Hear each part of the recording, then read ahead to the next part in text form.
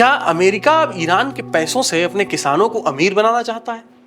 जरा सोच के देखिए, अगर आपके ही बैंक अकाउंट में रखा पैसा कोई और ये तय करे कि उसे कहां खर्च किया जाए, तो क्या आप इसे मंजूर करेंगे? भाई, कुछ ऐसा ही विवाद इस समय अमेरिका और ईरान के बीच खड़ा हो गया है।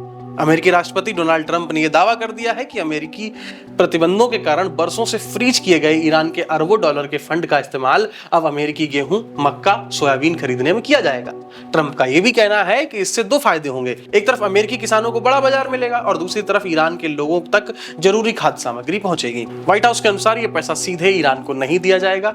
इसे एस्क्रो सिस्टम के तहत अमेरिका की निगरानी में रखा जाएगा। भुगतान सीधे सप्लायर्स को किया जाएगा ताकि फंड का इस्तेमाल केवल खाद्य और मेडिकल सप्लाई जैसी मानवीय जरूरतों के लिए हो सके।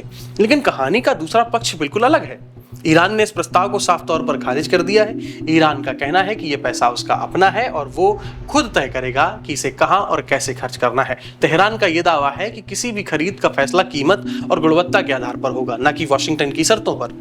अमेरिका के अधिकारियों ने अमेरिकी दावों को राजनीतिक बयानबाजी बताया है। उनका यह भी कहना है कि अगर फंड जारी होता है तो उस पर फैसला लेने का अधिकार केवल ईरान के पास होगा और यही वजह है कि इस पूरे मामले में दोनों देशों के दावे एक दूसरे से बिल्कुल अलग हैं।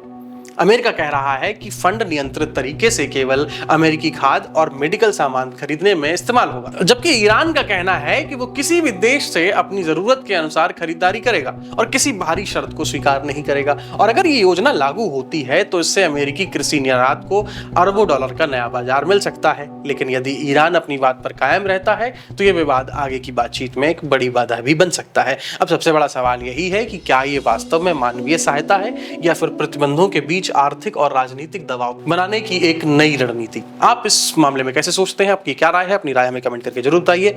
फिलहाल के लिए इतना ही। आप देख रहे थे न्यूज फीड और मैं शिवम यादव हूं आपके साथ।